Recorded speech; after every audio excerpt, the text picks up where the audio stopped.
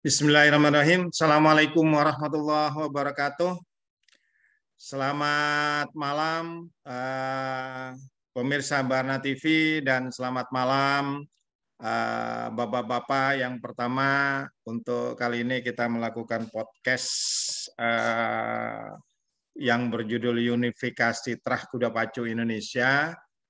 Sebagai narasumber kita hadirkan yang pertama adalah Profesor Dr. Mulatno dari Institut Pertanian Bogor.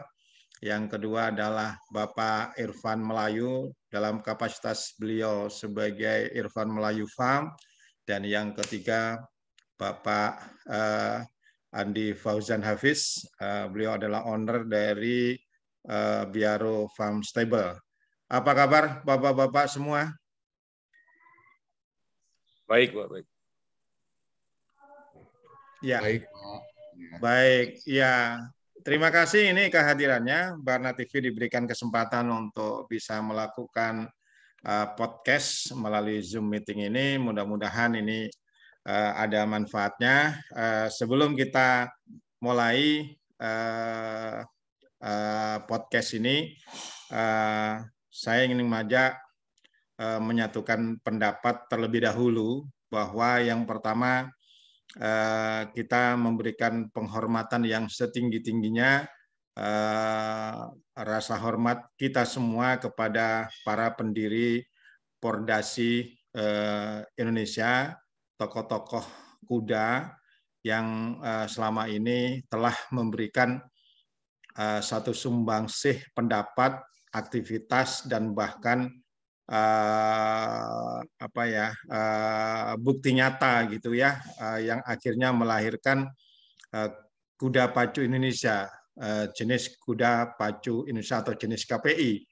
Dan kenyataannya ketika sekian tahun mungkin ini menjadi semacam bola liar lah ya, bola liar yang kalau saya bagi itu di dalam komunitas pacuan kuda di Indonesia itu ada 3 kelompok, yaitu kelompok yang pertama adalah kelompok yang secara konsisten untuk mengembangkan kuda pacu Indonesia, KPI, jenis KPI. Yang kedua adalah kelompok yang memang yang mungkin merasa lebih nyaman kalau pengembangan dari kuda G gitu ya, tidak dibatasi hanya sampai G4, tetapi memang bukti nyatanya di lapangan sudah sampai sekarang sudah ada di kuda jenis G8 dan seterusnya. Lalu ada kelompok yang ketiga yang 50-50, yaitu adalah yaitu adalah pecinta kuda pacu yang memang beliau juga ada kuda KPI-nya dan juga ada kuda G5 dan seterusnya. Saya ingin memakai istilah tidak menggunakan KP, tetapi lebih ke G gitu ya, supaya gampang kita G5, G6, G7, dan G8, dan seterusnya. Itu sebagai pengantar dari kami. Saya tentunya yang pertama saya ingin minta opening gitu ya dari Pak Irfan Melayu. Kemarin kita melakukan podcast dan latar belakang atau akar masalah dari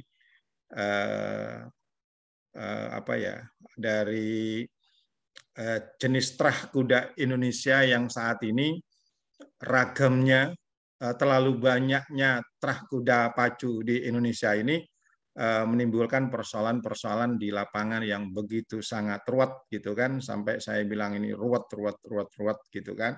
Nah, saya ingin meminta sebagai satu ungkapan pendapat, atau katakanlah Pak Irfan Melayu memapping gitu kan persoalan-persoalannya itu sesungguhnya kenapa. Silakan Pak Irfan Melayu.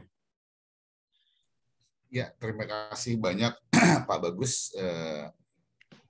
Terima kasih banyak juga nih Pak Profesor Mulatno, Pak Fauzan Hafiz ya. Kita ada kesempatan untuk berbincang-bincang ya. Jadi memang tadi yang seperti disampaikan oleh Pak Bagus, memang kalau dipetakan itu ada 3, sebenarnya malah 4, Pak. Ada 4 kelompok besar sebenarnya, di mana yang pertama tentu adalah kuda G ya, yang terus tidak terbatas.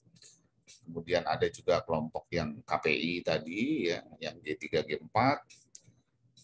Kemudian ada juga kelompok KP ya. Ya mungkin nanti juga ada Gumarang ya. Jadi ini memang berjalan ya, memang ada yang mengembangkan khusus untuk G, ada yang mungkin KPI, ada yang tengah-tengah.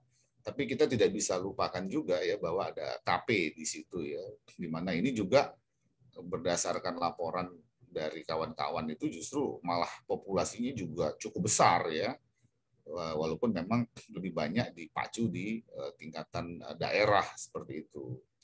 Nah, memang kalau kita melihat, saya teringat dulu dengan apa yang disampaikan oleh Prof. Mulatno ya, waktu di dalam dibentuknya untuk komisi pembahasan masalah terah kuda, di mana Prof. Mulatno sebagai ketua ya, bahwa kalau memang mau benar-benar pacuan yang sesungguhnya itu memang pada dasarnya itu adalah pacuan ras ya, menurut Pak Mulatno, Prof. Mulatno ya. Jadi ya kalau kita mau strict dengan istilah itu, maka ya bahkan G1 tidak boleh diadu dengan G2 ya, G3 tidak boleh dengan G4 ya, semua harus sama, G3 dengan G3, G4 dengan G4, KPI dengan KPI.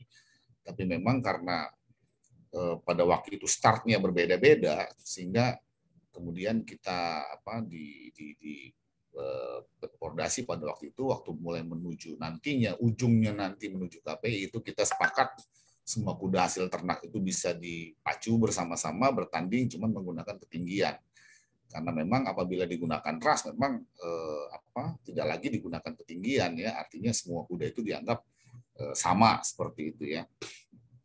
Nah kemudian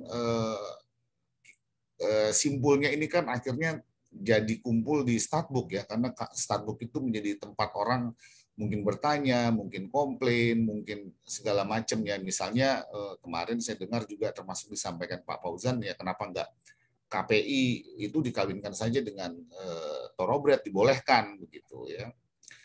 Sehingga ya saya memahami ya kegelisahan semua peternak ya, bahwa jangan sampai kita ini kan dulu ikut program Pordasi, semua itu program Pordasi, kita harus sepakat dulu ya bahwa yang namanya G itu kebijakan Pordasi juga, yang namanya KPI termasuk juga KP ya, itu juga adalah kebijakan yang diputuskan oleh Pordasi ya, kita semua gitu. Nah memang akibatnya memang kesulitan kita ini di sisi pertandingan, misalnya kalau kita mau konsisten dengan pacuan itu mesti ada golongan yang sama ya, misalnya maka di setiap jenis kuda itu tidak memiliki jumlah yang cukup, karena semua terpencar-pencar ya, ada yang KPI, ada yang G4, G3 dan mungkin KP5 dan seterusnya, sehingga jumlahnya itu belum mencukupi untuk bisa menjadi pacuan yang untuk diselenggarakan secara rutin dan dalam jumlah pertandingan yang cukup ya. Artinya rutin itu ya bukan setahun sekali atau 6 bulan sekali ya. Kalau kita lihat di luar itu kan bisa 2 minggu sekali atau bahkan seminggu sekali begitu ya. Nah untuk mencapai populasi itu agak susah karena memang adanya peternak itu terpencar menjadi beberapa terah-terah kuda ya, pembiakan terah-terah kuda itu gitu. Nah sehingga kemudian muncullah kemudian ada beberapa diskusi ya. Jadi saya juga terus terang tergelitik juga yang disampaikan oleh Pak Fauzan ya di dalam beberapa kali pernyataan beliau ya. Ya kenapa enggak kita kawinkan saja gitu ya. Apa kita izinkan lah ya. Kita izinkan ini kemudian menjadi satu terah baru lah begitu ya. Tadi mungkin diusulkan thoroughbred dengan KPI. Mungkin kalau kayak gitu kenapa enggak semua saja gitu dibolehkan. Jadi kita cukup punya satu terah kuda pacu begitu ya. Jadi selain thoroughbred tentu saja ya, jadi thoroughbred, kemudian ada lagi satu terah kuda yang kemudian ini bisa menjadi satu terah yang mewakili kita semua lah, anggap seperti itu, ya kan, sehingga pertandingan bisa rutin terselenggara, semua orang happy, peternak juga punya arah seperti itu. Nah, memang persoalan ini yang yang mungkin menjadi harapan lah dari semua peternak gitu ya. Mungkin dari saya pengantarnya mungkin begitu barangkali, Pak Ya, Bagus. baik, baik. Terima kasih Pak Irfan. Kasih. Kalau saya pertajam kembali, persoalannya adalah ketika kita ini melaksanakan pacuan, ini kan ketidakkonsistenan kita, gitu kan, bahwa kita sebetulnya dengan adanya penggolongan terah kuda KPI, mestinya tidak perlu ada sistem ketinggian lagi, kan gitu. Jadi ya semua berdasarkan terah. Paling perbedaannya adalah betina ataupun jantan, mungkin seperti itu. Nah, tetapi akhirnya yang terjadi sekarang ini kan carut marutnya adalah penyelenggaraan pacuan kuda itu sendiri. Nah, sebelum saya minta pendapat Prof. Mulatno, ini gongnya ini Pak, karena kita juga hormatin Prof. Mulatno sebagai salah satu tim yang merumuskan tentang jenis kuda KPI gitu. Untuk pengantar yang kedua dari saya ini, silakan untuk mempertajam dan mengarah atau mungkin bahkan mengulas kembali podcast kita kemarin dengan Pak Andi Fauzan. Silakan Pak Andi. Wajahnya kalau boleh Pak agak ditampilkan supaya kelihatan gantengnya Pak gitu. Nah, oke. Silakan Pak Andi Fauzan. Mas, belum dibuka Pak? Ya, oke. Oke, baiklah. Assalamualaikum warahmatullahi wabarakatuh. Waalaikumsalam. Selamat malam. Waalaikumsalam. Selamat malam, salam sejahtera untuk kita semua. Puji syukur ya Allah kita bisa melakukan Zoom meeting malam ini dalam rangka membahas bagaimana kuda pacu Indonesia ke depannya. Saya sangat bersyukur ini ada Pak Bagus, ada Pak Profesor Mulano, Pak Ivan Melayu. Semoga apa yang kita bisa diskusikan, apa yang bisa kita bicarakan malam ini bisa bermanfaat untuk masyarakat berkuda Indonesia, masyarakat banyak, dan juga untuk kemajuan peternakan di Indonesia, juga industri pacuan kuda. Jadi mungkin sudah ada beberapa kali Pak Bagus melakukan podcast dengan beberapa tokoh yang ada di Indonesia. Memang ada beberapa jenis pengelompokan kuda yang ada, mungkin mulai dari kuda lokal, seperti mana sampaikan juga Pak Ivan Melayu, ada sandal Arab, ada kuda lokal Priangan, kuda di Sumbar itu ada namanya Pakistan sandal Arab, kuda Minahasa, kuda Sumba, kuda Sumbawa, kuda Aceh, macam-macam. Terus juga ada kuda G1, G2, G3 selanjutnya, dan juga ada kuda KP. KP ini mungkin G1 kali sandal atau G1 kali G1 atau G1 kali G2. Ini sudah banyak terjadi. Mungkin kalau kita hitung populasi kuda terbanyak di Indonesia, mungkin jenis KP ini sepertinya kita lihat. Kalau di Aceh itu pacuan kuda itu yang saya tahu, sekali pacuan kuda itu ada 350 sampai 500 ekor kuda, umumnya dari jenis KP. Kalau di Sumba mungkin ya kuda Sumba sandal, mungkin ya umumnya kuda lokal yang sudah ada, tapi mungkin juga sudah ada darah-darah thoroughbred yang masuk atau darah-darah kuda G yang masuk sehingga muncul KP. Setelah itu ya ada kuda G1, G2, G3, G4, KP5 atau G5 sampai G8, dan juga ada KPI. Itu yang ada. Dan saya rasa yang baru ada SK menterinya mungkin baru KPI. Kalau KP lokal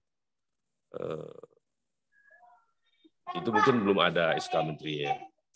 Kalau di Sumatera Barat itu di Bukit Tinggi dan Agam ini, jadi di Bukit Tinggi dan Kabupaten Agam ini ada gelanggang pacuan kuda, yang gelanggang pacuan kuda itu sebagian masuk Kota Bukit Tinggi, sebagian masuk Kabupaten Agam. Itu mungkin yang tertua dan masih aktif sampai sekarang. Jadi tahun 1889, sekitar 133 tahun yang lalu, itu di Bukit Tinggi ini sudah terlaksana pacuan kuda. Sebelum itu juga mungkin di Manado sekitar 1830 juga sudah ada, tapi itu mungkin sudah tidak aktif pacuan kudanya. Jadi gelanggang pacuan kuda tertua dan masih aktif di Indonesia sampai sekarang, dan itu rutin setiap waktu, setiap tahun. Itu ada pacuan kuda, itu salah satunya di Bukit Tinggi ini. Dan itu mungkin saya rasa ya yang sepengetahuan saya yang tertua. Juga sebelum itu juga ada juga, tapi sudah ditutup. Dan dimulai dari tahun itu, di Sumatera Barat ini juga ada namanya pacuan boko. Pacuan boko ini adalah pacuan kuda yang bottom line-nya itu, induknya itu yang asalnya kuda memang berasal dari daerah Sumatera Barat. Mungkin pejantannya ada yang waktu itu dimasukkan oleh kolonial Belanda, kuda thoroughbred, terus juga ada kuda Arab, dan persilangan dengan kuda itu dengan keturunannya, dan asalnya induknya dari asli kuda Sumatera Barat, itulah yang disebut kuda Sumbar, dan itu boleh mengikuti pacuan boko. Tapi kalau induknya dasarnya itu dari luar Sumatera Barat, walaupun kuda lokal, kuda sandal, Pakistan sandal Arab, kuda G, kalau itu tidak asli dari Sumatera Barat, itu tidak bisa mengikuti pacuan boko. Jadi kuda asal luar Sumatera Barat yang boleh mengikuti pacuan itu adalah pacuan kelas terbuka.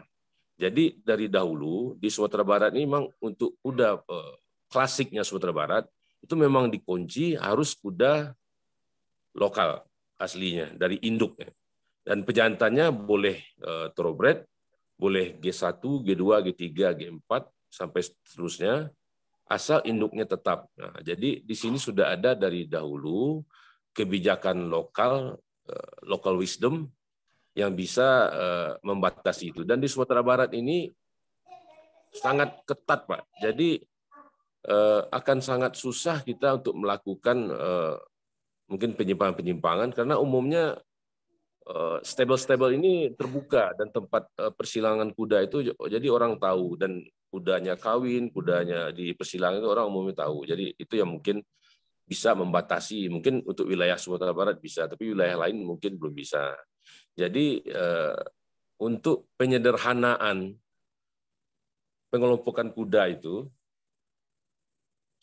dasar itulah yang membuat saya berpikir untuk supaya tidak rumit, tidak susah, kalau induknya berasal dari kuda Indonesia, pejantannya apakah impor, apakah kuda G, apakah kuda KP, apakah kuda Gumarang, mungkin itu bisa kita terima sebagai kuda pacu Indonesia, atau penamaan apa yang cocok, mungkin apakah itu diperlebar penamaan KPI ini, atau kita bikin suatu penamaan baru. Karena kalau ini tidak dilakukan, akan ya kasihan yang kuda-kuda KP ini nanti yang banyak di daerah seperti Aceh, Sumba, itu kuda KP ini kalau tidak bisa kita silangkan dengan thoroughbred, atau mereka selalu jadi KP, kasihan juga peternak ya Pak. Sedangkan itu jumlah populasi yang terbesar di Indonesia. Sedangkan KPI mungkin dibandingkan dengan KP, dibandingkan dengan G, itu mungkin KPI mungkin populasinya yang terkecil Pak. Yeah. Nah, jadi kita ke depan supaya semua masyarakat ini bisa merasakan senangnya, bisa merasakan kemajuan ekonominya, juga hal-hal yang bisa mendukung kehidupan bisa terbantu Pak. Karena ya banyak masyarakat, walaupun orang menilai beternak kuda itu adalah hobi orang the have, tapi kalau kita lihat ke seluruh Indonesia dari Sabang sampai Merauke, itu mungkin mayoritas ya bukan dari kalangan yang ekonomi the have yang memiliki peternakan kuda. Jadi ya kita bagaimana mencari solusinya ke depan supaya ini bisa bermanfaat untuk orang banyak, untuk kita semua Pak. Mungkin itu dulu pembukaan saya. Terima kasih banyak. Assalamualaikum warahmatullahi wabarakatuh. Oke, baik. Terima kasih Pak Andi Fauzan. Kalau saya pertajam kembali, ini mohon izin Prof. Mularno, bahwa kenyataan lapangan nih Pak, populasi kuda KPI gitu ya, tidak berkembang secara baik gitu kan. Kenapa ya para breedernya tujuan daripada orang menjadi breeder atau peternak kan sebetulnya ya ada dua, mungkin ikut pacuan langsung ataukah dia menjual kuda hasil ternaknya itu kan kepada orang lain. Tetapi kenyataannya bahwa memang di lapangan ini secara umum gitu Prof. Jadi bahwa walaupun mungkin Prof. Mulano pernah mengatakan belum tentu KPI kalahan atau G5 dan seterusnya menangan, tidak seperti itu, tetapi ini kan fakta lapangan dan akhirnya ditinggalkan oleh para breeder dan hanya beberapa saja yang masih tetap bertahan. Dan kalau kita bicara tentang populasi KPI ini kan memang sangat terbatas gitu ya. Bahkan pernah terjadi di Jogja ketika kita membuka kelas KPI gitu kan, pesertanya sangat sedikit sekali gitu kan. Bahkan oleh PP Pordasi waktu itu disyaratkan minimal 8 gitu kan, tapi ada negosiasi akhirnya disyaratkan hanya 4 ekor kuda KPI untuk ada race tersendiri KPI, tetapi kenyataannya yang lari hanya 2 gitu kan. Ini juga persoalan-persoalan lapangan. Contoh terakhir adalah di Salatiga atau di Tegalwaton kemarin ketika ada ras derby KPI itu yang ikut hanya insya Allah kalau nggak salah hanya 4 ekor kuda. Jadi tidak sebanyak itu kan gitu. Ini adalah keniscayaan yang terjadi gitu Prof. Mulano. Mohon izin bagaimana tanggapan Prof. Mulano. Silakan Prof. Baik, terima kasih Pak Bagus. Assalamualaikum warahmatullahi wabarakatuh. Saya hormati Pak Irfan, Pak Andi. Terima kasih atas kesempatannya untuk diajak podcast terkait dengan kuda di Indonesia. Saya tidak akan mengulang lagi tentang KPI. Saya rasa semua orang juga sudah tahu. Pak Irfan juga Pak Andi juga sudah orang kuda betul. Sehingga malah ini bagi saya sendiri, saya sekali lagi ingin menyampaikan bahwa saya betul-betul orang yang akademisi murni, jadi saya tidak punya kepentingan apapun dalam masalah KPI atau bukan KPI. Tapi mendengar perdebatan yang tidak rampung-rampung ini, ya, akhirnya itu sampai kapanpun ya akan bertahan dengan pendapatnya masing-masing, itu pasti kayaknya ini saya dengan argumennya masing-masing. Dan itu menjadi nggak bisa dibenarkan, nggak bisa disalahkan. Kalau saya namanya juga pendapat. Nah, melalui kesempatan ini, mari gimana kalau kita sama-sama Pak, merumuskan dalam dunia perkudaan ini sebenarnya sebenarnya apa keinginan utama kita itu sebenarnya apa, itu harus kita cari. Common interest-nya itu apa? Ya semua bisa didata misalnya. Tadi ekonomi, tadi sampaikan Pak Andi, ekonomi menjadi salah satu interest. Terus genetika di terah tadi itu juga disinggung oleh Pak Irfan. Kalau saya nambahi lagi soal genetika ini, memang saya katakan memang namanya udah pacu atau kejuaraan apapun, Pak.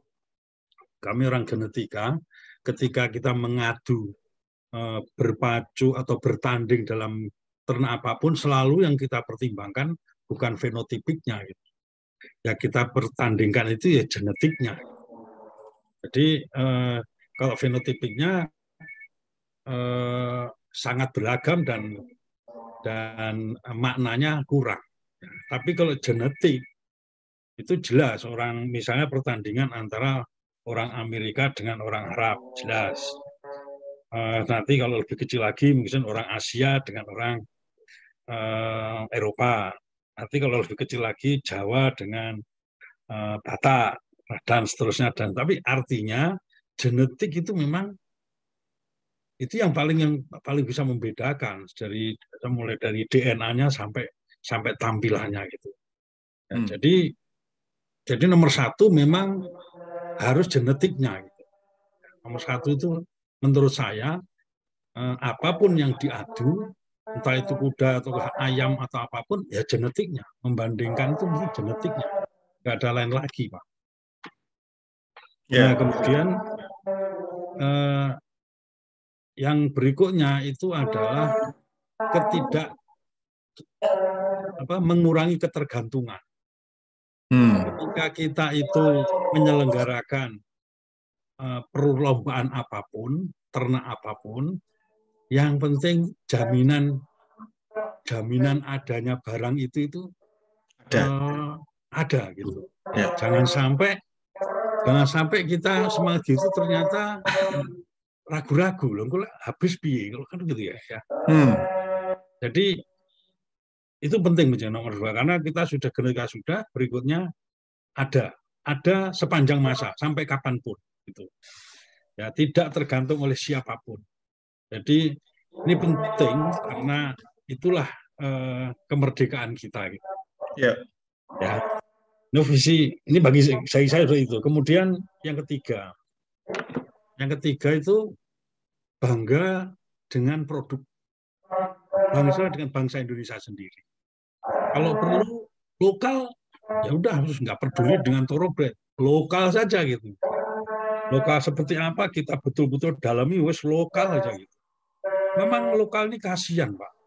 Termasuk di ternak lain, tidak hanya di kuda, di sapi lokal disisihkan, kambing disisihkan, ayam disisihkan, diganti sama yang luar-luar semua yang seolah-olah itu hebat, gede, ya gagah, ya pertumbuhannya cepat, itu sehingga orang-orang sampai sekarang sapi pun jumlah yang persilangan, jumlah yang impor menjadi makin lama makin lebih banyak. Lokalnya nggak ada perkembangan sama sekali. Ini contoh kalau pada sapi, Pak ya. Sapi itu data saya setelah saya nemu itu, sapi lokal kita itu pada tahun 1945 itu jumlahnya 3.800.000. Penduduk Indonesia jumlahnya waktu itu 72 juta. Sehingga rasionya itu 5 ekor sapi dibanding 100 orang. Jadi 5 ekor sapi untuk 100 orang. 73 tahun kemudian, tahun 2018, jumlah penduduknya 276 juta, jumlah sapinya 16 juta. Saya hitung-hitung, itu bukunya sama itu, statistik semua dari Ditjen Peternakan.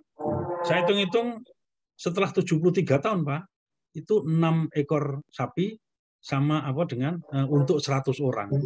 Jadi hanya nambah 1 saja, Pak, selama 73 tahun. Berarti ya memang dibiarin aja gitu, lokal itu. Nggak dikembang biakkan. Nah, oke, ini agak melenceng sedikit, tapi ini maksud saya, kalau memang lokal dibanggakan, ya lokal aja, nggak peduli dengan luar negeri gitu. Nah, itu satu sisi. Kalau misalnya thoroughbred, oke, sekarang thoroughbred. Ya udah thoroughbred semua. Kalau thoroughbred itu memang seluruh dunia kuda itu thoroughbred.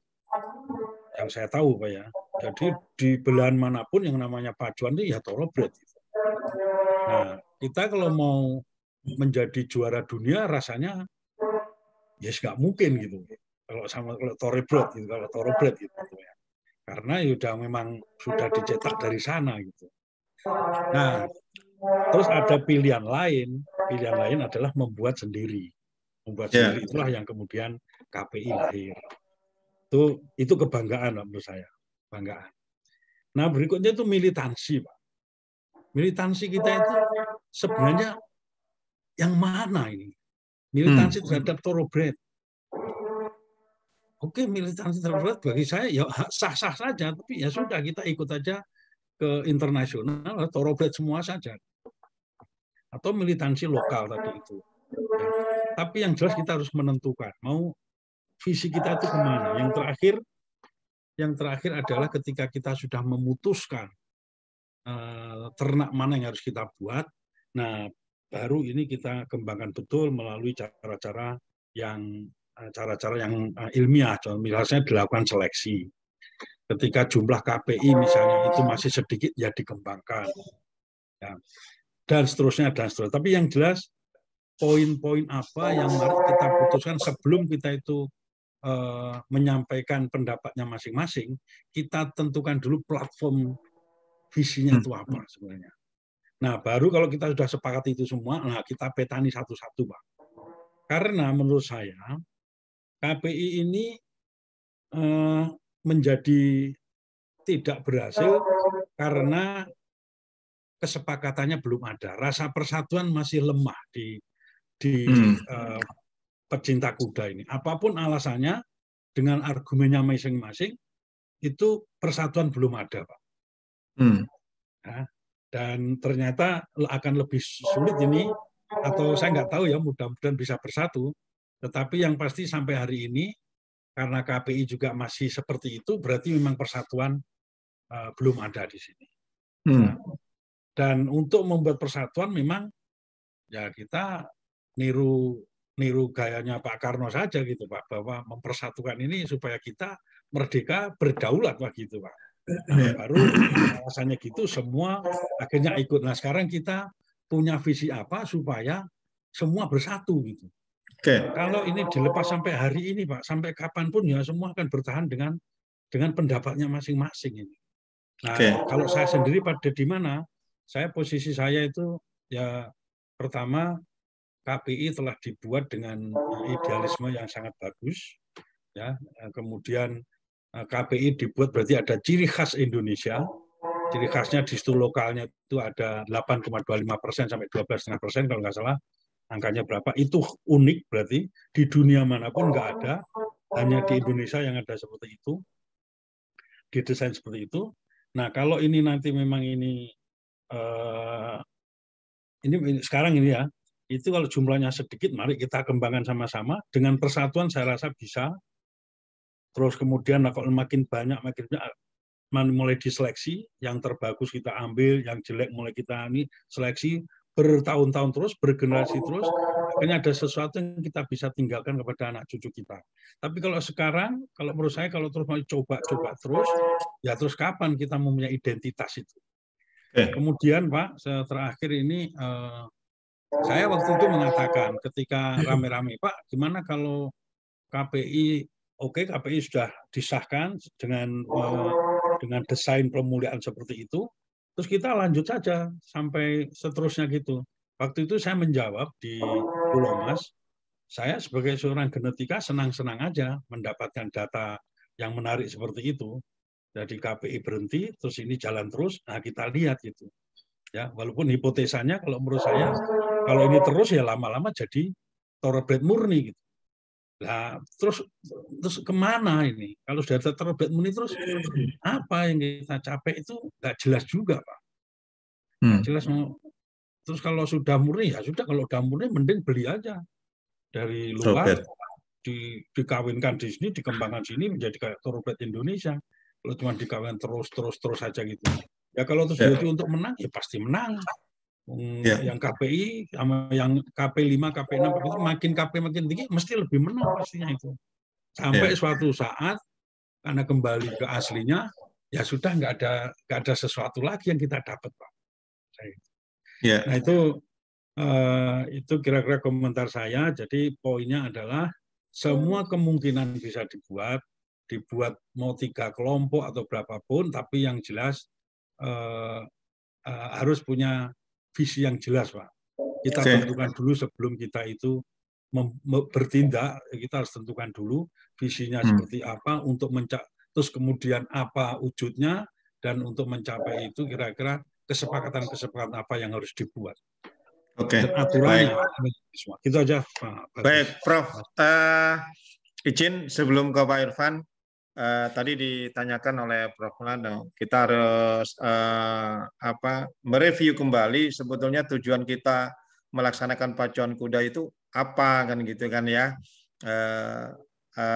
Kemarin juga sebetulnya udah disinggung oleh Pak Andi Fauzan. Silakan Pak Andi Fauzan mempertajam kembali gitu ya.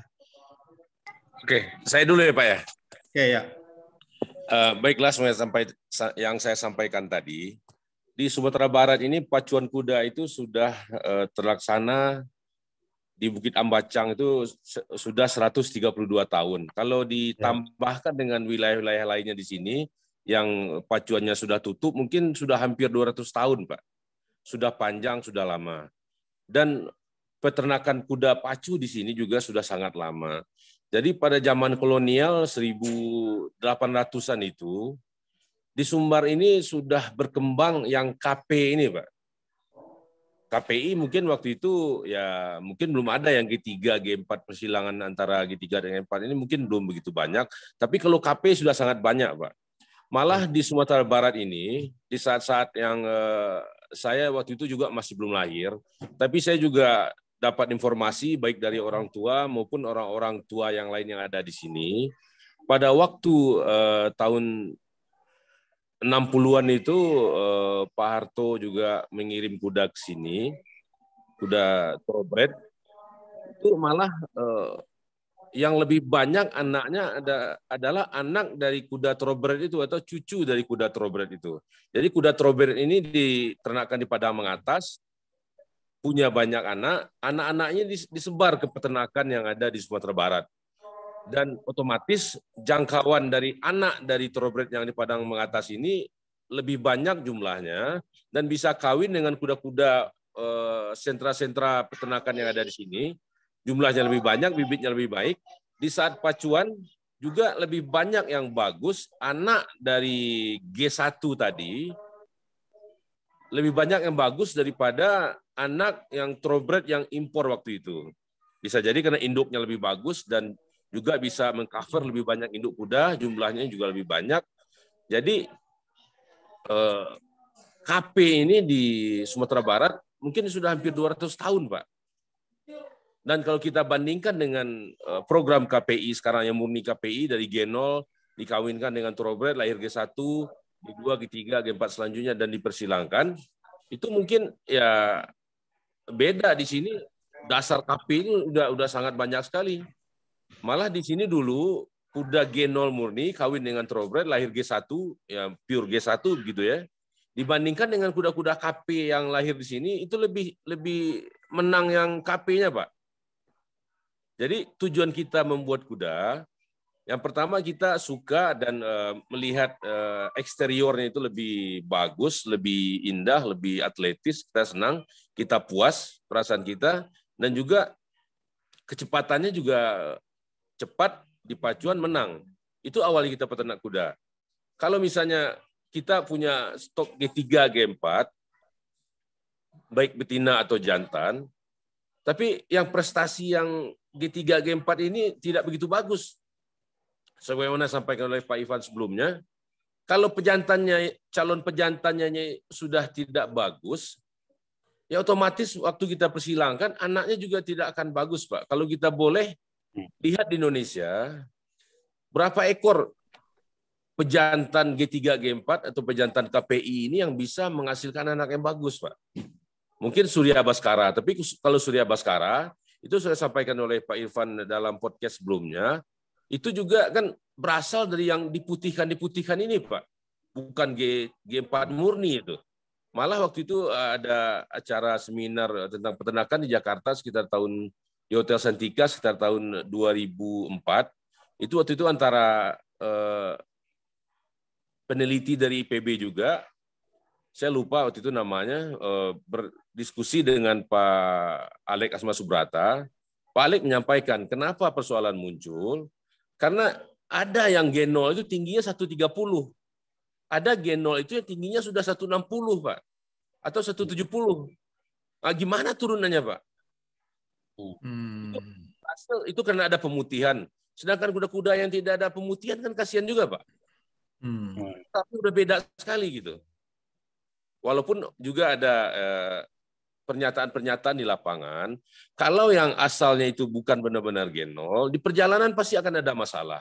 Benar, ada yang punya masalah, ada yang nggak punya masalah, terus saja ya kecurangan itu juga ya jalan terus juga, ada juga yang berhasil dengan pola seperti itu gitu.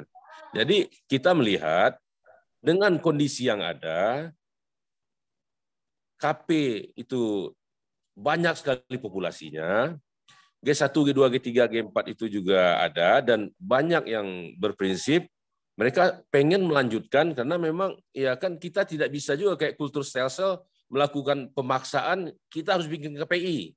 Sedangkan kita udah zaman merdeka, ya mungkin kita bisa memberikan kebebasan ke masyarakat, mereka pilih mau mengawinkan dengan yang mana. Kalau kita misalnya tadi Pak Prof juga mengatakan ciri khas Indonesia ini juga darahnya tinggal juga sudah ya tinggal 5% atau 8% atau 12,5% atau kurang dari itu. Ini kan juga ya sudah sedikit sekali, dan walaupun memang kalau kita lanjutkan G1, G10, G20 atau selanjutnya itu juga mungkin untuk mencapai pure thoroughbred itu juga kayaknya sudah tidak bisa juga. Dan benar Pak Prof, itu seharusnya dari dahulu kala kita memang sebaiknya memang langsung menternakkan thoroughbred. Sehingga kuda ini punya nilai jual yang bagus kalau bisa, ya kita tahu sendiri seperti terakhir American Pharoah itu harganya 100 juta US, sekitar 1,5 triliun itu satu ekor kan. Kapan kita bisa menghasilkan satu ekor kuda seharga segitu? Padahal ya kalau kita lihat G4 yang rekor kalau dari Sumbar, G4 itu ada rekor sampai harga jualnya ada yang sampai 700 juta. Kalau KPI mungkin ya belum ada yang mungkin ya sampai di atas 200 begitu kan. Sedangkan namanya kita beternak, kita memperbaiki kehidupan, kita menginginkan nilai ternak kita bisa lebih tinggi. Nah sekarang dengan kita membuat kuda yang tidak dikehendaki selera pasar, itu harganya akan jatuh. Kalau kita membuat kuda yang dikehendaki selera pasar, apalagi bisa selera internasional, itu triliunan harga kuda. Mungkin ya seperti Pak Ivan itu bawa kuda juara dari Australia itu nilainya bisa sangat tinggi. Dan kita pertanyaannya, kapankah kita bisa menyaingi dunia internasional dalam hal ini? Kalau kita melakukan peternakan dari G sampai selanjutnya ini mungkin juga kita tidak akan sampai ke situ, seperti disampaikan oleh Pak Bagus juga. Dibandingkan peternakan yang ada di dunia internasional, mungkin kita ketinggalan 225 tahun, 250 tahun. Sekarang apakah kita pengen bersaing dengan dunia luar, atau cuma kita pengen untuk senang-senang kita secara nasional, atau kita pengen senang-senang kita secara lokal provinsi atau lokal kabupaten kota, Pak? Jadi memang ini suatu hal yang mungkin ya seperti saya sampaikan kemarin, ini lintas sektoral, perlu kajian yang sangat panjang, dan bagaimana Profesor Mulando tadi, tujuan kita beternak apa, dan apa faktor pendukung. Kalau kita lihat sekarang juga, kenapa kita ketinggalan dari negara-negara lain? Negara lain itu, Saudi Cup itu hadiahnya 20 juta dolar, Pak. 300 miliar itu hadiahnya kan. Sedangkan Indonesia paling tinggi baru 200 juta, 250 juta hadiahnya. Kan sangat jauh sekali kita ketinggalan. Dubai World Cup itu 10 juta US. Breeders' Cup Klasik Amerika sekitar 5 juta. Melbourne Cup sekitar 5 juta. Dulu Singapore Airlines Cup itu ada sekitar 3 juta dolar Singapura hadiah, tapi sekarang juga udah hilang. Jadi kalau kita posisikan posisi kita di dunia pacuan itu bagaimana? Kalau kita ngelihat, kita memang pengen membuat suatu ciri khas kuda nasional kita, kebanggaan kita, militansi kita. Dan kalau kita lihat, tidak ada satupun di negara lain di dunia yang berusaha untuk mempertahankan ciri khas. Ini kuda Australia, ini kuda Irlandia, ini kuda darah Prancis, ini kuda darah Jerman. Tapi mereka selalu mencari yang terbaik pejantannya untuk mereka silangkan dengan pejantan induk terbaik. Mereka cari, mereka hunting keliling dunia, Pak. Tanpa mereka juga, ini kuda asli Indonesia, kuda asli Malaysia, kuda asli Singapura, Korea, atau Australia. Jadi mereka memang mencari yang terbaik. Jadi globalisasi itu di dunia pacuan kuda udah sangat dari dahulu kala, mungkin dari udah 300-400 tahun, globalisasi itu sudah sangat diutamakan orang, Pak, karena mereka memang mencari the best of the best gitu. Nah, jadi mungkin kita melihat itu, Pak. Jadi kembali ya memang seperti disampaikan oleh Pak Profesor Mulando tadi, tujuan kita apa, manfaatnya kita beternak ini apa. Ya kalau seperti disampaikan saya tadi itu kayak seperti American Pharoah itu harga 100 juta, kalau saya bisa menghasilkan ternakan nilai gitu kan juga suatu kebanggaan juga bagi negara itu, Pak. Bisa peternak bisa menghasilkan uang seperti itu, satu ekor kuda nilainya sama dengan APBD provinsi. Kan luar biasa itu, Pak. Nah, kalau sekarang kan nilai masih sangat rendah. Mungkin itu dulu Pak. Terima kasih. Oke, baik. Kalau saya simpulkan ini apa yang disampaikan Pak Andi Fauzan adalah orang beternak itu ya tujuannya adalah untuk menghasilkan kuda pacu yang terbaik, yang cepat. Ketika dia menghasilkan kuda pacu yang baik dan cepat, pasti pasarnya lebih luas. Artinya harga pun juga menjadi tinggi. Berarti di sini adalah ekonomi. Dan berbeda ini adalah ketika para pendiri KPI ini dahulu kalau yang saya tangkap adalah tujuannya adalah untuk melahirkan kuda rumpun baru khas Indonesia kan gitu kan.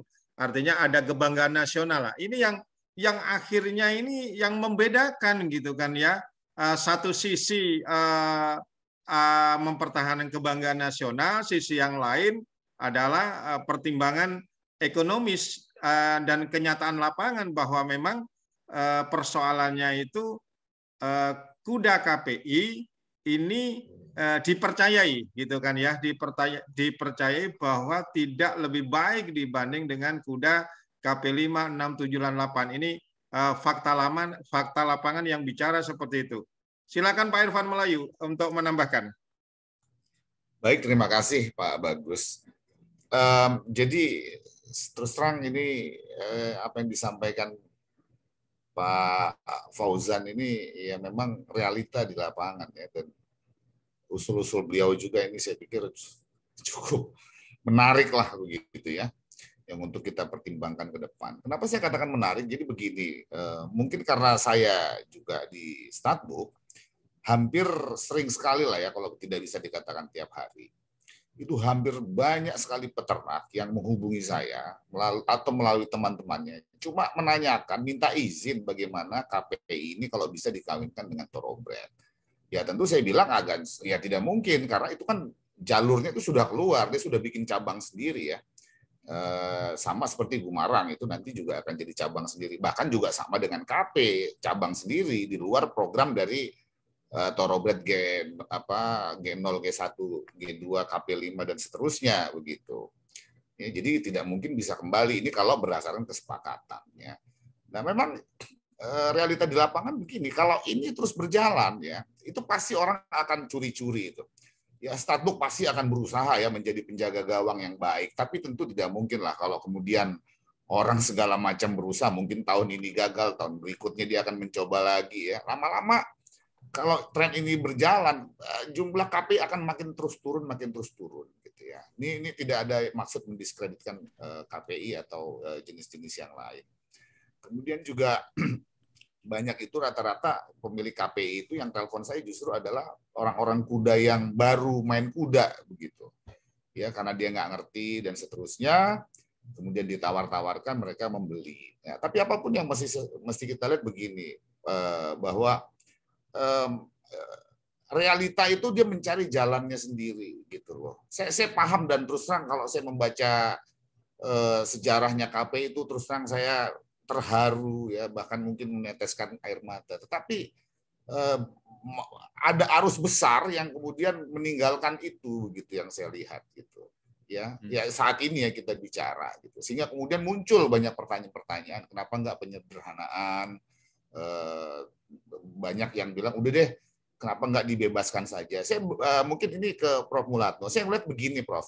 Kalau kita bicara tentang genetikanya thoroughbred, ya kan? Itu kita melihat dari penelitian itu ternyata juga tidak akurat gitu. Arti tidak akurat itu begini, bahwa dari 28 pejantan yang tercatat di Statbook, ya kan, dan sekian puluh, mungkin 56 atau 100-an lebih induk yang awal-awal thoroughbred itu ya, setelah 3 foundation share dan beberapa foundation mares itu, ternyata itu setelah diteliti DNA-nya itu nggak mungkin gitu loh, cuma terbatas pada 28 pejantan dan sekian. Artinya banyak masuk darah-darah lain ya, entah kuda jenis lain ya, yang kemudian mungkin menggunakan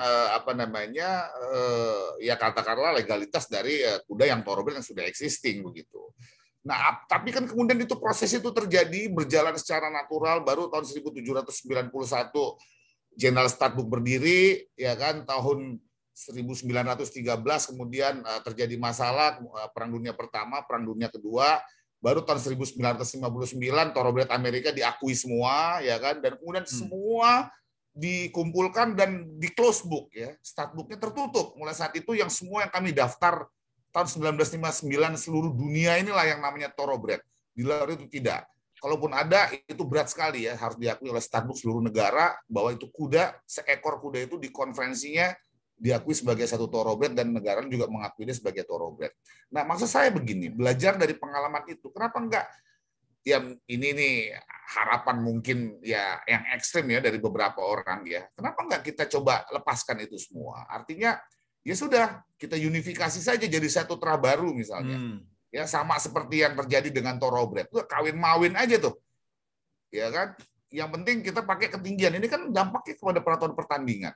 Oke, kita sepakat misalnya. Ya, misalnya Thoroughbred mau kawin KPI boleh, KP mau kawin dengan apa boleh. Itu kita sepakati sampai satu periode kita berhenti.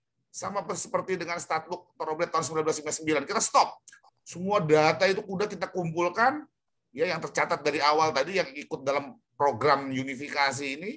Ya, bahkan kuda lokal juga monggo, ya kan. Jadi baru kemudian di waktu tertentu kita sepakat ini statbook akan mengumpulkan semua data kuda yang existing pada saat itu, mungkin 20 tahun dari sekarang atau 50 tahun dari sekarang kita sepakat begitu, kemudian kita close book. Ya kan, kalau perlu kita petakan DNA-nya sehingga habis itu nggak ada lagi yang bisa masuk. Ya, seperti itu, Prof. Ya, jadi dengan demikian kita cuma punya satu kuda Indonesia gitu. Nah, namanya apa? Mungkin Indonesia. Ya, mungkin karena Gumarang SK-nya belum turun, mungkin ya udah kita kasih nama Gumarang misalnya. Ya, sekalian gitu. Ini mungkin ya, atau kita kasih nama lain misalnya. Kita sepakat. Makanya dulu ada usul juga kita bikin kalau perlu prasasinya dari batu. Karena dulu mungkin itu yang terlupa mungkin, Prof. di zamannya Prof Munarto untuk bikin itu gitu. Ya, saya memahami, saya sempat sampaikan ke Pak Bagus bahwa ya kalau ngomong seperti rumah lah ya, kalau ngomong kurang-kurang ya 100 miliar juga kurang kan begitu. Kita pasti akan terus-terus ya.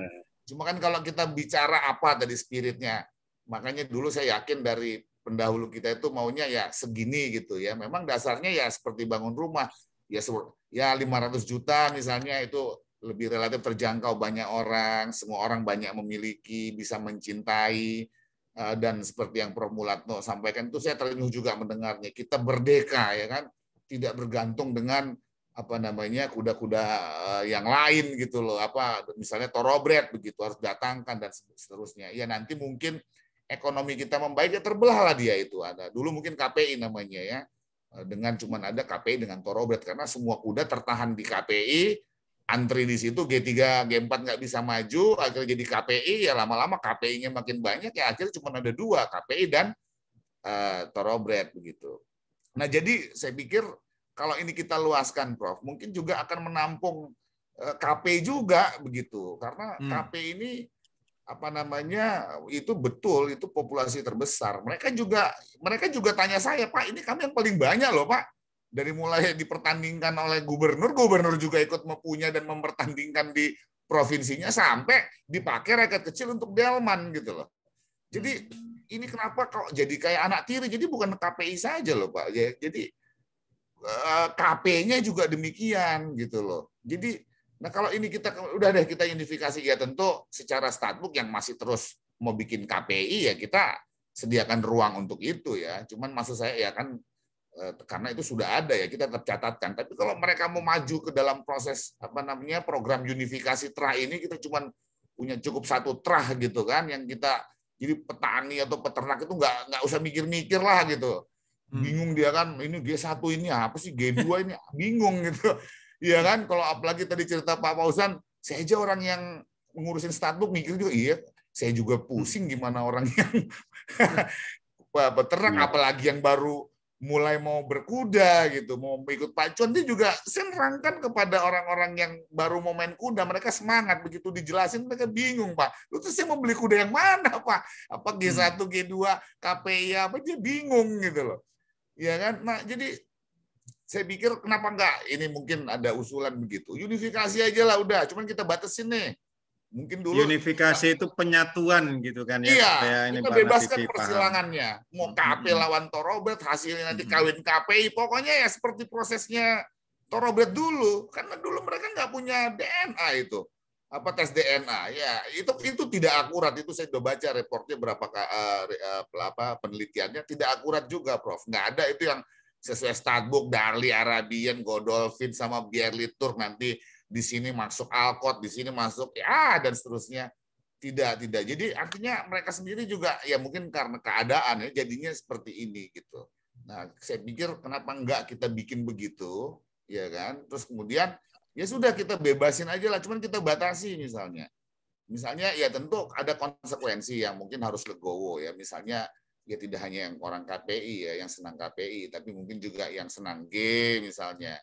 Ya juga harus stop juga gitu loh ya kan, nanti di tahun kesekian ya kita nggak ada lagi tuh karena harus stop karena benar-benar memang ya kalau masih ada darah luar yang masuk di luar dalam lingkungan pembentuk unifikasi ini ya repot Pak, kan nggak mungkin unifikasi kalau kemudian masih ada darah luar yang masuk, tentu ya di periode kapan gitu loh kita sepakat ya, di situ udah kita kawin-mawin ya kan. Nah setelah itu di dalam periode itu kita sepakat masih pakai ketinggian, tapi begitu kemudian di waktu yang kita tentukan udah semua dianggap semua terahnya sama, terah unifikasi ya kan, kemudian udah kita nggak pakai ketinggian lagi, ya udah semuanya dianggap satu terah, ya udah ada pacuan ras bisa terjadi ya, kita bisa pakai sistem handicap gitu kan, mau tingginya berapa beda jauh ya nggak apa-apa, dianggap satu terah.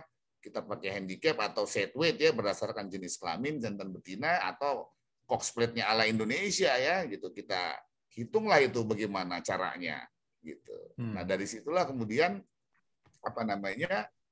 nggak ada lagi itu ya perdebatan unifikasi terah ini itu, dan kemudian dari pihak penyelenggara pertandingan saya pikir juga lebih gampang, populasi kudanya juga cukup untuk pacuan tiap minggu di setiap provinsi di setiap lapangan pacuan. Mungkin nanti Sumbar sekarang Pak Fauzan punya berapa?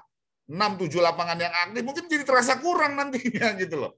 Karena ada 7 Sumbar sekarang. 7 ya, mungkin nanti terasa kurang karena KP semua ini ya kalau kita lihat seperti di Sydney itu ada 8 trek pacuan metropolitan, itu tiap malam pacuan kecuali hari Selasa kan. Iya, betul. Ada 8. Iya, weekend itu udah pasti pacuan gitu loh. Ya, weekend itu udah pasti pacuan. Nah, sekarang kan kalau kita mau bikin KPI kurang. Kalau konsisten misalnya antar kuda G4 lawan G4, ya mungkin yang ikut cuma 2-3 ekor. Habis pacuan istirahat sebulan, ya habis itu lapangan kosong. Padahal ini dampak ekonominya kalau memang bisa pacuan rutin, saya pikir ini peternak senang, pencinta pacuan senang, menarik peminat-peminat baru ya karena rutin ya begitu. Saya pikir ini faktor-faktor ini Prof Mulatno yang mungkin kita pertimbangkan, karena kalau nunggu populasi ini makin cabangnya makin banyak nih Prof. Nanti begitu ada Gumarang kita udah sepakati, tiba-tiba nanti yang KP 9, 10 sampai G20, wah ini kita kalah sama KP 80 nih misalnya. Udah bikin lagi deh, keluar lagi biar jadi pejantan. Ini bakal jadi never ending story. Saya pikir mungkin saya betul-betul berharap Prof Mulatno bisa kasih pencerahan nih kepada kita. Karena secara genetika mungkin saya keliru Prof ya. Bahkan kalau kita sama simpanse aja katanya nggak sampai 2% kan genetika. Ya kan jadi kita 98, sekian persen itu genetikanya sama sama simpanse gitu, tapi kita tidak pernah jadi simpanse gitu loh. Saya nonton si Najwa Shihab, ternyata darah Arabnya kurang dari 10% kalau hasil DNA-nya, tapi physically dia lebih kelihatan Arab ketimbang ya saya pikir ini nggak ngerti kita masalah genetika ini Prof. Tapi kalau saya pikir ya ini tentu dengan penuh hormat, karena saya kalau baca tentang pendapat Prof Mulatno, Ibu Suarjono, Pak Suarjono, sesepuh kita yang itu kita kagumnya luar biasa itu Prof. Cuman memang keadaan yang dulu ya Prof Mulatno dan yang lain dulu pendahulu kita harapkan tuh di lapangan tuh nggak begitu gitu loh. Iya. Sekarang Oke. gimana nih cara kita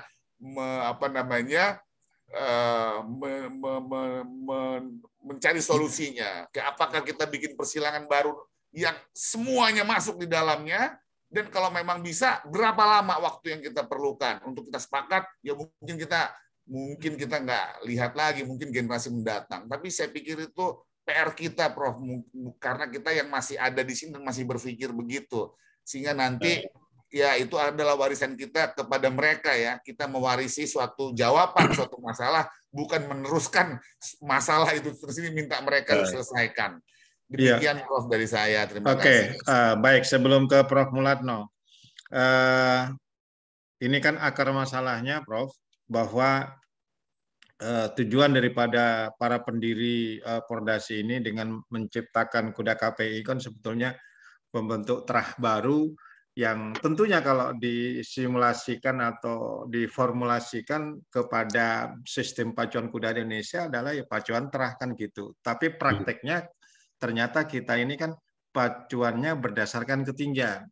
Lalu ini juga yang menimbulkan sebuah masalah. Yang kedua adalah ketika kita bersepakat, mestinya ini ya, ketika kita bersepakat bahwa persilangan itu hanya berhenti di kuda G4, ya mestinya itu dijaga gitu kan. Tetapi kan ternyata penjagaan ini juga tidak cukup untuk bisa melarang-larang para breeder ini kan gitu loh. Itu kan persoalan akhirnya lepas gitu kan, lepas akhirnya muncul G5 dan seterusnya sampai sekarang sudah ada G8 kan gitu.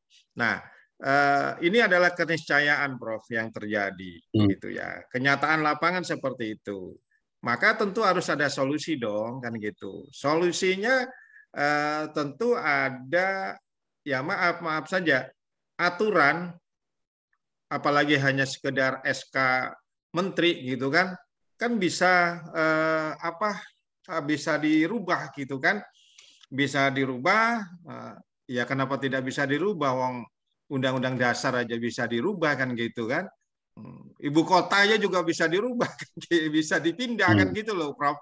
Ya apalagi hanya sekedar apalagi hanya sekedar sebuah SK Menteri kan gitu loh. Mungkin ada redevisi lagi gitu, seperti yang disampaikan oleh Pak Irfan Melayu, redevisi terkait dengan masalah rumpun kuda Indonesia ini apa? Mungkin adalah seperti yang disampaikan Pak Irfan Melayu, ada unifikasi penyatuan terah kuda Indonesia, berbagai kuda Indonesia. Mungkin justru malah dari situ akan tercipta perluasan ekonomi, peningkatan ekonomi, bisa saja gitu karena kenyataannya memang kuda KP luar biasa di pacuan daerah itu juga berkembang secara pesat kan gitu. Ini juga menggairahkan ekonomi kan gitu.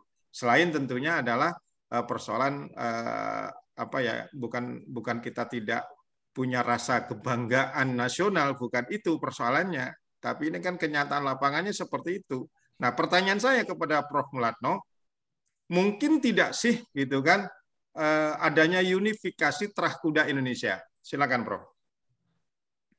Pertama, semua adalah kesepakatan, Pak.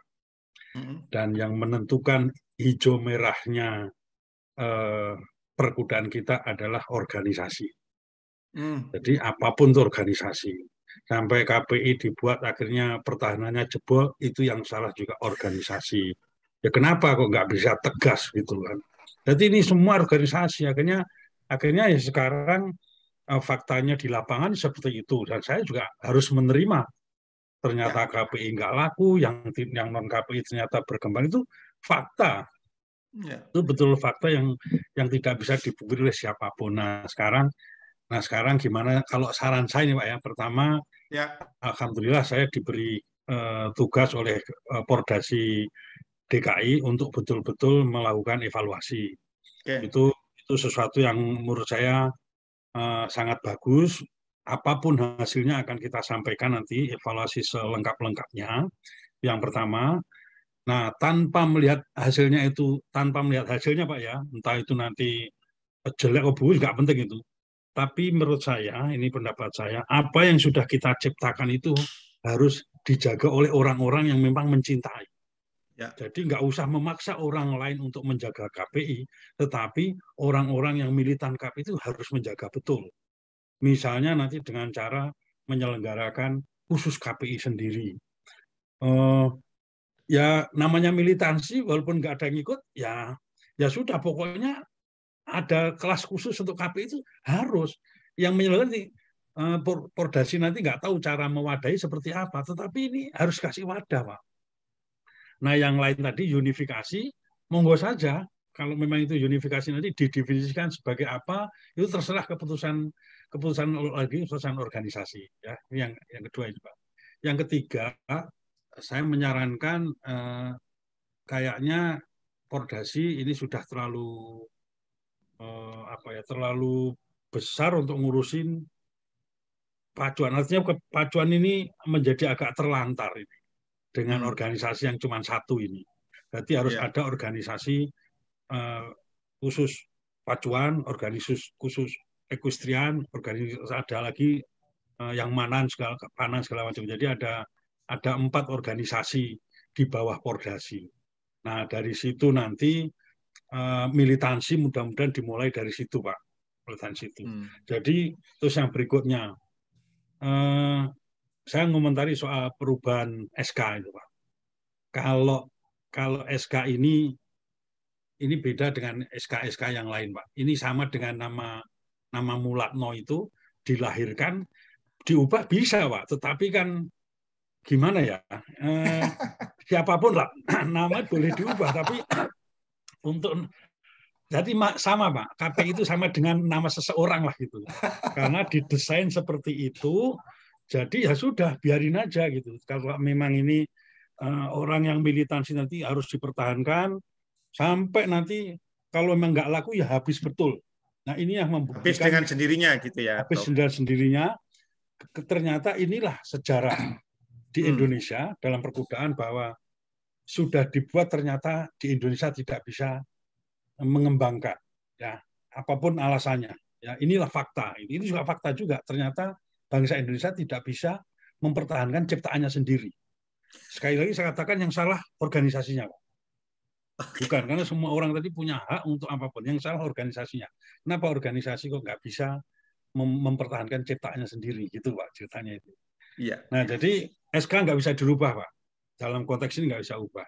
Nggak bisa, karena ini sudah didesain sedemikian rupa selama 40 tahun, akhirnya lahir, diputuskan dengan selama 3 tahun baru diputuskan menjadi ada, biarlah itu sesuatu yang sudah jadi.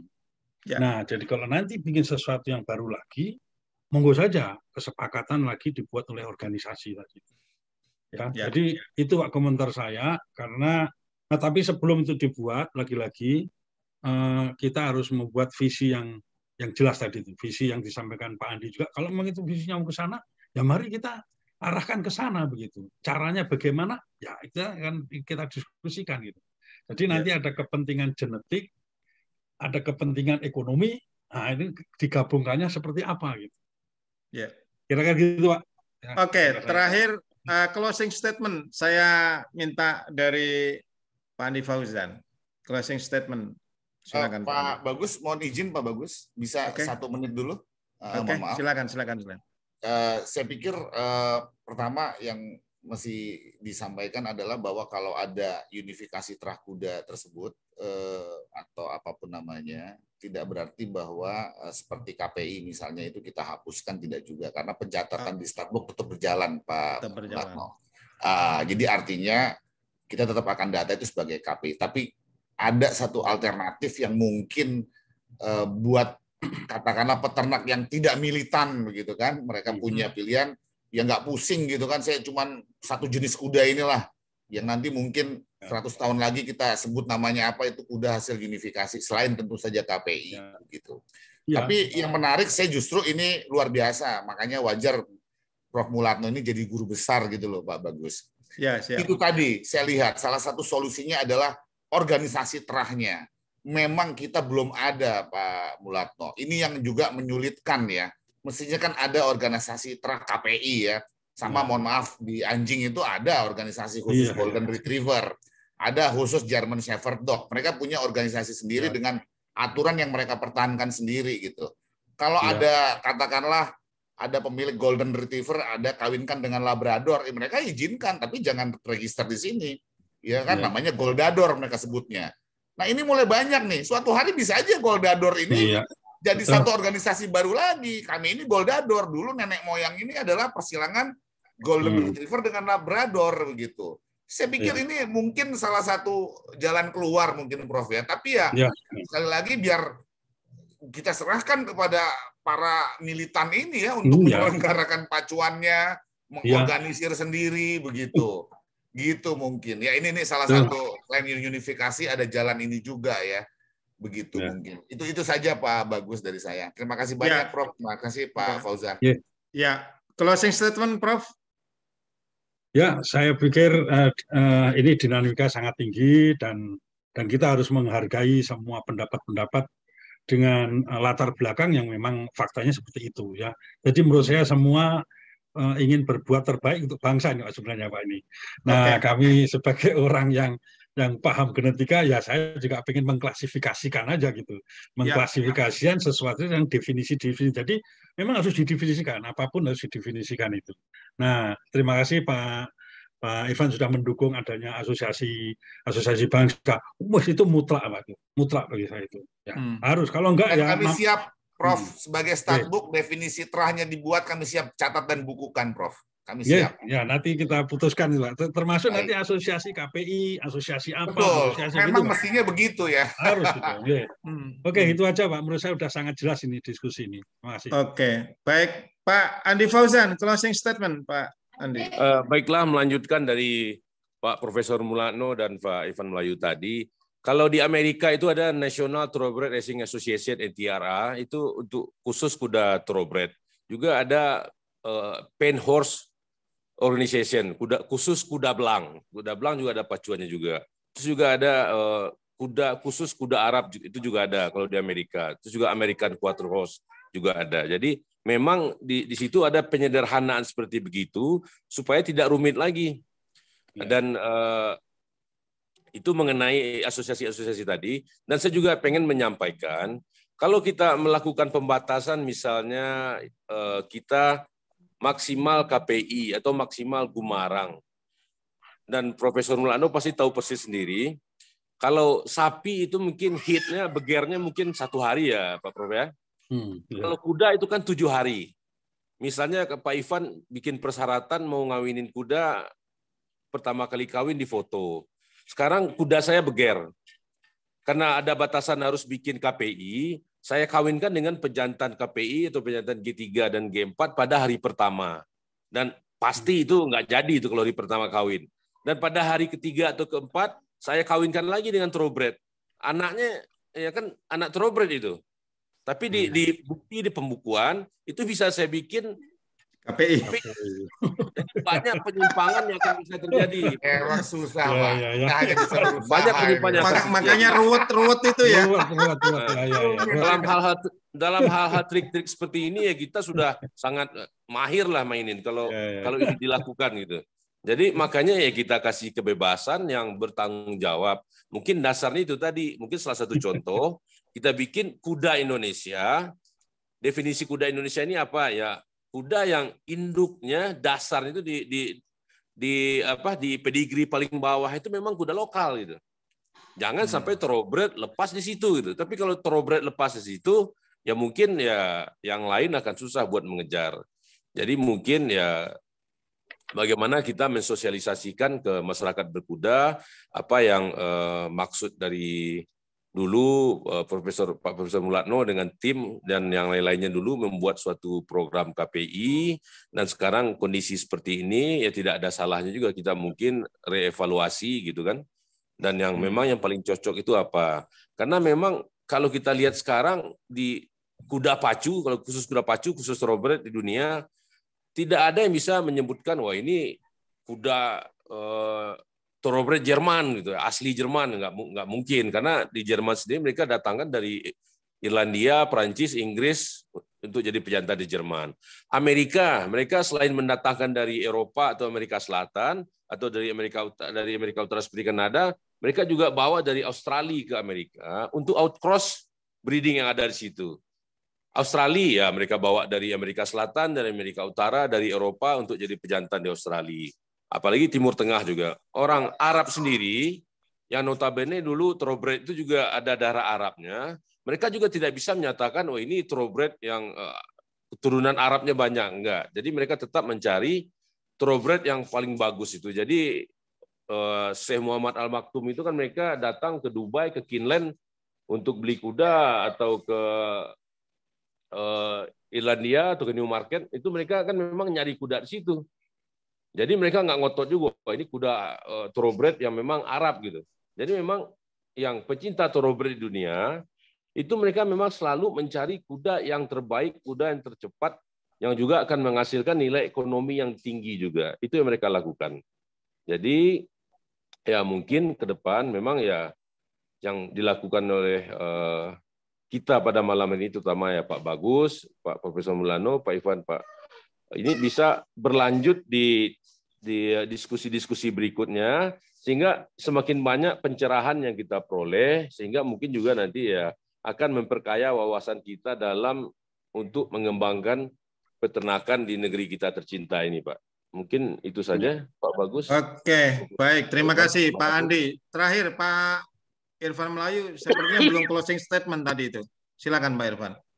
Iya, saya terus terang mendukung ya apa yang disampaikan oleh Pak Fauzan dan Pak Mulatno ya. Jadi mulai kita mengerucut ini bahwa ternyata solusinya itu tidak hanya satu ternyata, ya, tetapi bisa dua begitu. Mungkin juga bisa tiga ya. Tinggal lagi adalah spirit kita itu sebenarnya mau kemana gitu ya. Bagaimana kita ini duduk di sini semua adalah orang-orang yang sama-sama mencintai kuda, sama-sama mencintai organisasi kita yaitu Pordasi, dan sama-sama juga mencintai sesama kita ya, sesama pencinta kuda, stakeholder kuda itu sebagai saudara. Nah ini yang luar biasa ya buat saya, makanya terus terang saya terharu lah ya. Ya kita ada berempat di sini diskusi gitu ya. Dan ini ada persaudaraan dan semangat ya untuk maju bersama di antara kita. Nah mungkin seperti yang disampaikan Pak Fauzan, kita sangat berharap bahwa upaya ini tidak berhenti di sini ya, diskusi-diskusi ini terus berkembang ya, berkembang sehingga kita semua tercerahkan, sehingga semua ini bisa punya satu kesamaan pandang, sehingga pacuan kuda ini makin semarak ya. Mungkin saya juga terima kasih juga kepada Pak Bagus ya, karena diskusi ini sekarang kan menjadi begitu meluas dengan podcastnya beliau di Baharna TV ya. Kalau dulu kan mungkin diskusi-diskusi ini tersekat-sekat, ada segelintir di sini, segelintir di sana. Nah mungkin upaya ini, penyebar luasan ini akan makin menggalang kita untuk mempercepat bagaimana memajukan perkudaan kita secara nasional ya, khususnya di pacuan kuda. Itu dari saya Pak Bagus, terima kasih. Oke, Prof, ada lagi Prof? Cukup, saya pikir sudah sangat jelas dan semangat perbedaan ini yang harus kita kembangkan juga ini ya, untuk menuju kebaikan lagi ya. Ya, ini yang belajar ini anak cucu kita ini Pak. Jadi penting ini. Dan jejak digital ini tidak akan pernah hilang ini Prof. Iya, ketika udah ditayangkan di YouTube tidak akan pernah hilang. Bagusnya begitu ya, kita punya catatan sejarah ya, maksudnya ada terus gitu ya. Ya, ada terus seperti itu kan. Baik, izinkan Prof. Mulatno, Pak Andi Fauzan, Pak Irfan Melayu, saya mencoba untuk menyimpulkan diskusi kita ini. Yang pertama bahwa adanya satu paling tidak adalah kesepahaman kita berempat bahwa dibukakanlah kembali gitu ya untuk adanya unifikasi terah kuda Indonesia tanpa menghilangkan adanya kuda jenis KPI gitu kan. Kalaupun hilang, biarkanlah itu hilang dengan sendirinya kan begitu. Itu satu. Yang kedua adalah perlu ada asosiasi-asosiasi gitu ya. Asosiasi kuda KPI misalnya. Yang kedua mungkin adalah asosiasi kuda. Mungkin kalau memang ada asosiasi kuda Gumarang ya asosiasi kuda Gumarang. Kalaupun ada asosiasi kuda lokal Indonesia, ya kita ciptakan itu juga tentu dengan maksud bahwa tidak menciptakan matahari kembar kepada Pordasi gitu ya. Artinya ini adalah semacam underbow lah gitu ya, underbow-nya Pordasi Persatuan Olahraga Berkuda Indonesia ini. Jadi dengan demikian ketika masing-masing punya militansi sendiri-sendiri, ini yang disampaikan Prof. Mulatno bahwa ya kalau memang militansinya ada pada teman-teman di Asosiasi Kuda KPI dan akhirnya dengan meramu jenis kuda KPI sesuai dengan konsep dasarnya kuda KPI, siapa tahu ini nanti akan tercipta kuda-kuda KPI yang mungkin lebih unggul gitu kan, selaras dengan mungkin bertambahnya kuda KPI, sehingga paling tidak kuda KPI itu tidak hilang dengan sendirinya. Itu kesimpulan saya kedua. Soal nama ini yang ketiga, bahwa kalau memang nanti ini disepakati oleh semua stakeholder di olahraga berkuda ini gitu ya, apa namanya terhadap unifikasi Trah Kuda Indonesia adalah silakan berkompromi gitu kan. Kalau ada Kuda Pacu Indonesia KPI, lalu ada unifikasi Trah Kuda Indonesia, atau katakanlah unifikasi kuda Indonesia, itu bisa saja disingkat UKI gitu kan, tidak ada masalah. Itu kan memang unifikasi beneran kan gitu kan, dari seluruh trah yang ada kan gitu. Nah, kalau misalnya asosiasi kuda trobet kan sudah ada gitu kan, Indonesian Trobet Association kan sudah ada yang dipimpin oleh Laksamana Muda Purnawirawan Pak Fritz Mantiri kan gitu. Tinggal nanti kita tunggu munculnya asosiasi ini dengan kebanggaan masing-masing. Gitu. Mungkin itu ya diskusi kita malam ini. Mudah-mudahan ini bisa didengar seluruh komunitas pacuan kuda di Indonesia, bisa juga didengar oleh semua stakeholder, baik pengurus pusat Pordasi, pengurus pusat pengurus Pengprov Pordasi di seluruh Indonesia maupun pengcap dan anggota klub ataupun stable di seluruh Indonesia. Terima kasih Prof. Mulatno, terima kasih Pak Irfan Melayu, terima kasih kepada Pak Andi Fauzan Hafiz atas waktu yang diberikan untuk Baharna TV. Demikian, selamat malam, Assalamualaikum warahmatullahi wabarakatuh. Waalaikumsalam. Terima kasih Pak Bagus, Pak Irfan, Ya, Pak Andi, terima mohon kasih, izin. terima kasih semua. Terima kasih. Tonton terus Baharna TV. Jangan lupa subscribe, like, comment, and share. Tonton terus Baharna TV, TV publikasi Pordasi Indonesia. Jangan lupa subscribe, komen, like, dan share. Setiap minggu akan muncul tayangan-tayangan yang menyenangkan hati. Baharna TV, top! Mari rekan-rekan semua lihat Baharna TV. Jangan lupa subscribe, like, comment, and share. Tonton terus Baharna TV. Semoga Baharna TV semakin dekat di hati dengan para pecinta pacuan kuda di Indonesia. Jangan lupa subscribe, like, share, and comment